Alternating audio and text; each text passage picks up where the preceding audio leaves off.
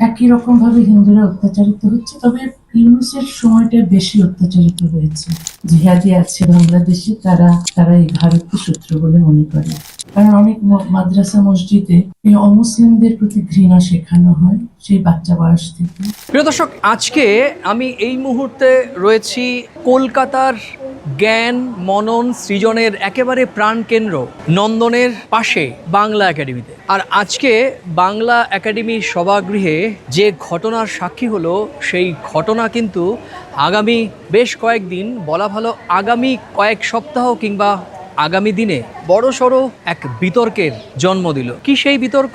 আগে একটু শুনে নেই বিতর্কের কারণগুলো কি কি, কেন বিতর্ক হতে পারে। আমরা জামাতে ইসলামীকে কখনো প্রধান বিরোধী দল হিসেবে কখনো দেখিনি, এখন দেখছি।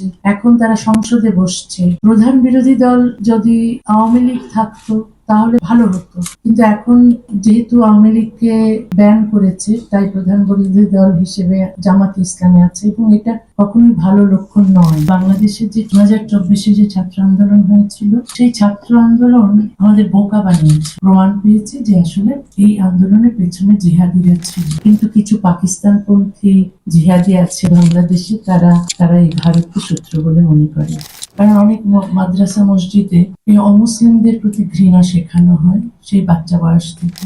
আপনারা যারা এই মুহূর্তে আমার চ্যানেল দেখেছেন বা তসলিমা নাসরিনের বক্তব্য শুনে নিয়েছেন, ইন্ট্রো আর বলার অপেক্ষা রাখেন, আর আপনারা বুঝে গিয়েছেন যে বিতর্কের কারণ কি। আজকে আমি নতুন করে আমার নিজস্ব বিশ্লেষণ করব না, বরং আমি আপনাদের সামনে বিশ্লেষণের ভার তুলে দেব।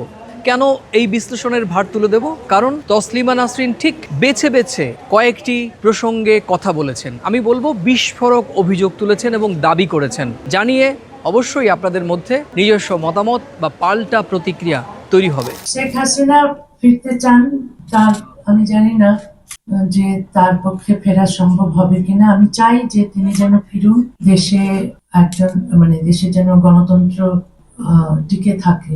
কোনো রাজনৈতিক দলকে তো ব্যান করা উচিত নয়। আমি হাসিনার খুব সমালোচনা করেছি, কারণ হাসিনা প্রচুর মসজিদ মাদ্রাসা গড়েছেন এবং মাদ্রাসার ডিগ্রিকে বিশ্ববিদ্যালয়ের ডিগ্রির সমমানের করে দিয়েছেন, যেটা করা উচিত হয়নি। হ্যাঁ, তিনি কৌমি জননী উপাধি পেয়েছেন এসব কৌমি মাদ্রাসা তৈরি, যেগুলো আমার মনে হয় দেশের ক্ষতি করেছেন। কিন্তু তারপরও আমি তার এই যে দেশ থেকে তাকে বের করে দেওয়া হলো, সেটার পক্ষপাতী নই। আমার আমার মত হচ্ছে তিনি তিনি নির্বাচন, তার তার উচিত ছিল নির্বাচন দেওয়া এবং দেশে থাকা। এবং এই যে তারপর ইউনূস সরকার আওয়ামী লীগ রাজনৈতিক দলকে নিষিদ্ধ করলেন, সেটা খুবই অনুচিত কাজ হয়েছে। এটা একেবারেই ঠিক কাজ করেনি। এগুলো সমালোচনা আমি করছি, যদিও আমি হাসিনার কিছু কাজের সমালোচনা করি, কিন্তু আওয়ামী লীগকে ব্যান করার বিরুদ্ধে আমি কথা বলছি, কারণ এটা অবশ্যই গণতন্ত্রের বিপরীতে একটি সিদ্ধান্ত। কি শুনতে অবাক লাগছে তো, কারণ যে তসলিমা নাসরিনকে বাংলাদেশে ক্ষমতায় থাকার পরেও বাংলাদেশের তৎকালীন প্রধানমন্ত্রী শেখ হাসিনা বাংলাদেশে ফেরানোর উদ্যোগ নেননি। দেখুন, নিয়তির কি নির্মম পরিহাস। আজকে সেই নির্বাসিত লেখিকা তসলিমা নাসরিন নিজেই শেখ হাসিনাকে ভারত থেকে বাংলাদেশে ফিরে যাওয়ার দাবি তুলেছেন। এবং শুধু তাই নয়, বাংলাদেশে নিষিদ্ধ হওয়া তার দল আওয়ামী লীগকে ব্যান থেকে খুলে দেওয়ারও দাবি তুলেছেন। প্রত্যেকটি ব্যান তুলে নেওয়া হোক, এটা চাই। এবং আওয়ামী লীগের যারা দেশের বাইরে আছেন, তারা যেন দেশে যান, নিরাপদে থাকতে পারে, সেই ব্যবস্থা যেন করা হয়। আচ্ছা, লেখিকা কি কলকাতায় পাকাপাকিভাবে থাকবেন, নাকি তিনি কলকাতা না থেকে দিল্লিতে থাকবেন, সেখান থেকে তিনি আবার কলকাতা আসবেন এবং বিভিন্ন উৎসবে, বিশেষ করে কলকাতা বইমেলা সহ এই সাংস্কৃতিক সব আয়োজনে লেখিকা থাকবেন? কি বললেন? আমি এখনো সিদ্ধান্ত সেটা নেইনি। ওটা তো ভাড়াতে ছিলাম, ওটা নেই এখন আর। যদি আমি এখন পর্যন্ত সেটা সিদ্ধান্ত নিইনি, কখনো যদি নিই তাহলে আমি নিশ্চয়ই জানাবো যে আমি এখানে থাকতে চাই। হ্যাঁ, আমি তো খুবই আসতে চাই। আমি বলেছি, কালকে তো কবিতাও পড়েছি বইমেলা নিয়ে, আমি জানি না আপনারা দেখেছেন কিনা। তো বইমেলায় অবশ্যই আসতে চাই। এখন মুখ্যমন্ত্রী যেহেতু বলেছেন নিরাপত্তা দেবেন, তাহলে তো আমি আশা করছি যে আমি বইমেলায় আসতে পারবো, এবং বইমেলায় সেই আগের মতো যেভাবে আমি স্টলে বসতাম, পাঠকদের সঙ্গে কথা হতো, দেখা হতো, সেই রকম পরিবেশ আমি চাই। তো আমি নিশ্চয়ই বইমেলায় আসবো। বিশেষ এক পরিস্থিতির মধ্যে 2007 সালে বিতর্কিত বাংলাদেশি লেখিকা তসলিমা নাসরিনকে কলকাতা ছাড়তে হয়েছিল, সেটি সকলেই জানেন। এবং বিশেষ আরও একটি পরিস্থিতিতে 2026 সালের 31শে জুলাই সিটি অফ জয় কলকাতায় আবারও পা রাখলেন লজ্জার লেখিকা, আমার মেয়েবেলার লেখিকা এবং দেশ বিদেশের আন্তর্জাতিক স্বীকৃতি পাওয়া লেখিকা তসলিমা নাসরিন। তাকে ঘিরে ভারত এবং বাংলাদেশ শুধু নয়, সারা গোটা পৃথিবীর সাহিত্য মহলে সবসময় চর্চা চলে।